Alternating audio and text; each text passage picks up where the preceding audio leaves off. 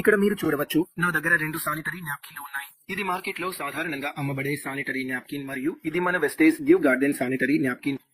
దీనిలో మీరు ఇక్కడ చూడవచ్చు 2 లాక్స్ ఉంటాయి. మనం ఓపెన్ చేసినప్పుడు కనిపిస్తాయి. కానీ మార్కెట్ లో దొరికే న్యాప్కిన్ లో చూస్తే అక్కడ కేవలం ఒక్క లాక్ మాత్రమే ఉంటుంది కదా.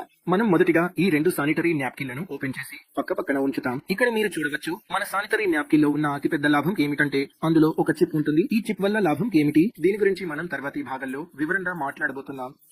ముందుగా మనం దీన్ని తీసివేస్తాం, ఎందుకంటే మార్కెట్ లో దొరికే సానిటరీ న్యాప్కిన్ లో ఈ చిప్ ఎక్కడా ఉండదు కదా. మీ చుట్టూ దొరికే ఈ సానిటరీ న్యాప్కిన్ లోనూ ఈ చిప్ ఉండదు.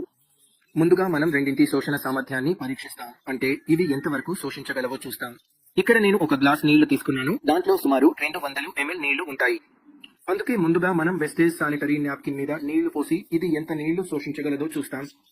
ఇక్కడ మీరు చూడొచ్చు, నేను ఇక్కడ నీళ్లు పోస్తున్నాను. వెస్టేజ్ సానిటరీ న్యాప్కిన్ మొత్తం నీళ్లు పూర్తిగా శోషిస్తోంది. మనము అర్ధ గ్లాస్ నీళ్లు పోసాము. మీరు చూడొచ్చు ఇది అసలు తడి కాలేదు. ఇక్కడ మనం టిష్యూతో చెక్ చేస్తే మన టిష్యూ కూడా అసలు తడి కాలేదు కదా. కానీ ఇక్కడ వెస్టేజ్ కాకుండా మార్కెట్ లో ఉన్న సాధారణ సానిటరీ న్యాప్కిన్ మీద మనం నీళ్లు పోస్తే మీరు చూడొచ్చు, నేను ఇక్కడ అర్ధ గ్లాస్ నీళ్లు పోస్తాను. ఇంకా మీరు చూడొచ్చు కొంత మాత్రమే పోసినా కూడా నీళ్లు పైనే కనిపిస్తున్నాయి కదా. ఇక్కడ నీటి చినుకులు ఎగురుతున్నాయి, అంటే ఇది అర్ధ గ్లాస్ నీళ్లను కూడా పూర్తిగా శోషించలేకపోతుంది కదా. ఇక్కడ మీరు చూడొచ్చు, ఇప్పుడు మనం వెస్టేజ్ సానిటరీ న్యాప్కిన్ మీద మిగిలిన అర్ధ గ్లాస్ నీళ్లు పోస్తాం, అంటే మొత్తం 200 మిల్లీలీటర్ల నీళ్లు ఇది పూర్తిగా శోషించగలదా లేదా చూద్దాం. ఇక్కడ మీరు చూడొచ్చు, ఇక్కడ ఎంత నీళ్లు పోస్తున్నామో అంతా ఇది పూర్తిగా శోషిస్తోంది కదా. ఇక్కడ మనం మొత్తం గ్లాస్ నీళ్లు పోసేసాం. మార్కెట్ లో ఉన్న దానిపై మనం అర్ధ గ్లాస్ పోసినా ఇంకా దాని మీద నీళ్లున్నాయి. ఇది పూర్తిగా డ్రైగా ఉంది కదా. ఇదే అసలు లాభం. రెండవది, మనం చూస్తే వెస్టేజ్ సానిటరీ ప్యాడ్ లో ఉండే చిప్ లాంటిదే మార్కెట్ లో చాలా సానిటరీ న్యాప్కిన్స్ లో వస్తుంది కదా. మనం ఆ చిప్ ను సైడ్ బై సైడ్ కంపేర్ చేస్తాం. ఆ చిప్ తో పోలిస్తే మన చిప్ ఎంత బెటర్ గా ఉందో చూస్తాం. అందుకే ఇక్కడ నేను మార్కెట్ లో అదే ప్యాడ్ తీసుకొచ్చాను. అందులో ఈ చిప్ ఉంది. మనము ప్యాడ్ లోంచి చిప్ ను బయటకు తీస్తాం. అలా చేస్తే మనకు సైడ్ బై సైడ్ కంపారిజన్ చేయడానికి సౌకర్యంగా.